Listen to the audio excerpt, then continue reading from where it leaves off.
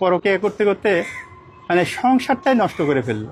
আমি যখন মনে করি আমার বুকটা ফেটে যায় যে একটা মেয়ে মানুষ কিভাবে। বাঙালির আবেগ, একটা কিডনি পাঠাও আমার জন্যে। তোমাদের এত আবেগ কেন? তোমাদের আবেগ পাশাইয়া প্রতিবার যে যে কেউ এসে হিসু করে দিয়ে যায় আলতো করে, এটা কি তোমরা টের পাও না?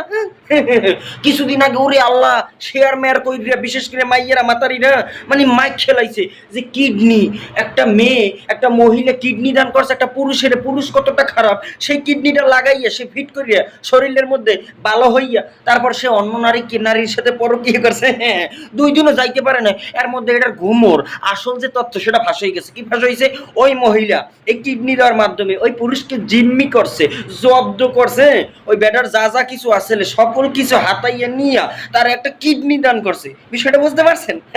কতটা আবেগ, কতটা সেন্সিটিভ আপনারা একবার ভাবেন দিই যে কি রকমের সেন্সিটিভ। হ্যাঁ, কিডনিটা খুললে আসলে এমনি এমনি নেনে আমরা যে রোডে ঘাটে যে সময়, বিশেষ করে যারা ঢাকায় থাকেন, বিভিন্ন রাস্তার পাশে বইয়া মুততে পারেন না, মুতে চাপে রাখেন, আপনাদের যে কিডনি নষ্ট হয়ে যায়। আপনার কিডনি আপনার বউও নেবে না, একটা সত্যি কথা। কারণ ওই যে আপনি মুখ চেপে রাখেন না, কিডনি মিডনি যাইবে ডাউন হয়ে যায়। এই আমিও এটা করি যদিও।